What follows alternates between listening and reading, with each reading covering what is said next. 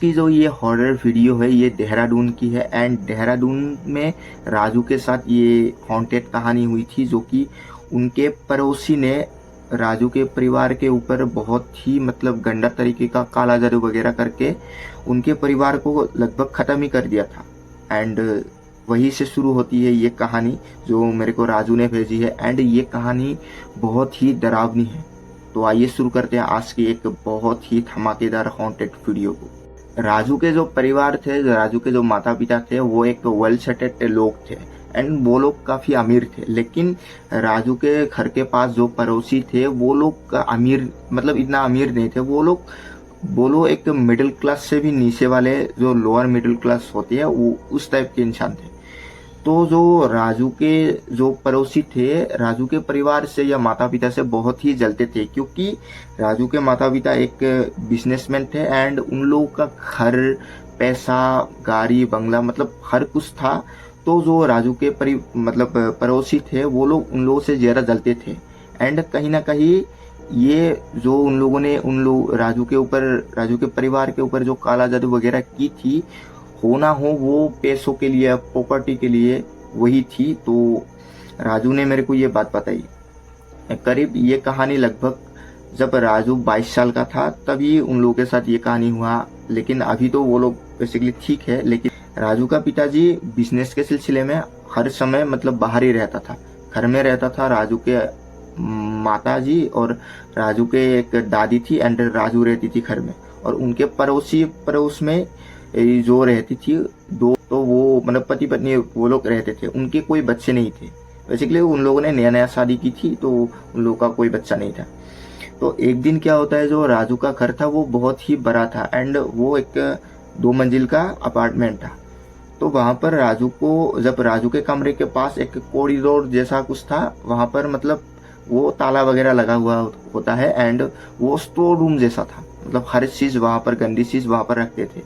तो एक दिन जब राजू सो रहा था तो करीब 11 बजे के आसपास, रात के 11 बजे के आसपास उस रूम में हलचल होती है। मतलब किसी चीज़ की टूटने की आवाज़ें राजू के कान में आती है एंड राजू फटाक से उठ जाती है, उसकी आँख खुल जाती है।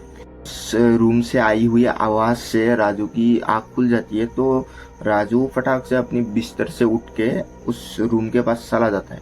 और राजू के घर में हर टाइम रात के समय मतलब लाइट वगैरह चली रहती थी, क्योंकि राजू के जो माताजी थे उनकी मतलब नींद में चलने की बीमारी थी। तो वो कहीं ना कहीं मतलब गिर ना जाए, इसलिए वो राजू के घर में लाइट वगैरह जलाते रहती थी तो रात के समय।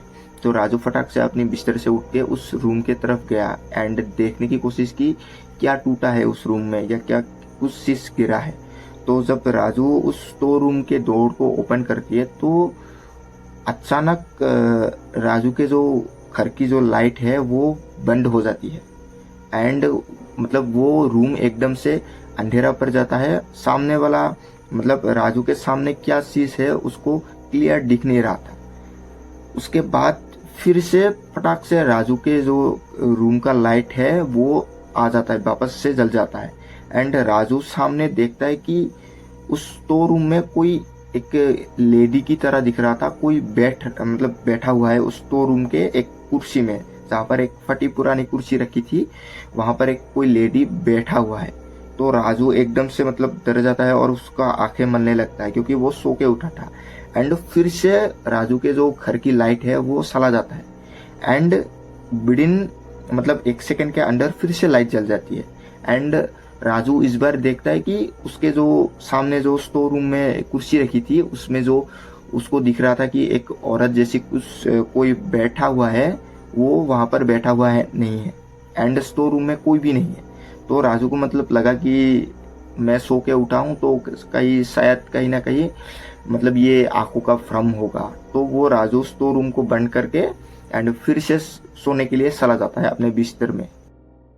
ऐसे करके राजू का कब आंख लग जाता है एंड राजू को पता नहीं चलता। तो राजू का आंख खुलता है सुबह के 7 बजे के आसपास राजू का आंख खुलती है एंड वो उस रात वाली चीज को वो भूल जाती है, क्योंकि वो इतना डरावनी भी नहीं थी और क्योंकि उसको लगा कि वो सो के उठा है एंड इसीलिए उसको कुछ ऐसा दिख गया हो और लाइट मतलब आ जा रहा था, तो कहीं ना कहीं वो एक परेशानी भी हो सकती है। तो राजू उस चीज़ को इतना मतलब सीरियसली लेता नहीं है एंड फिर से वो अपने कॉलेज के लिए निकल जाती है, क्योंकि उसके उस कहानी के मतलब 10 दिन बाद राजू के कॉलेज में राजू का जो बीए है वो कंप्लीट होने वाला है।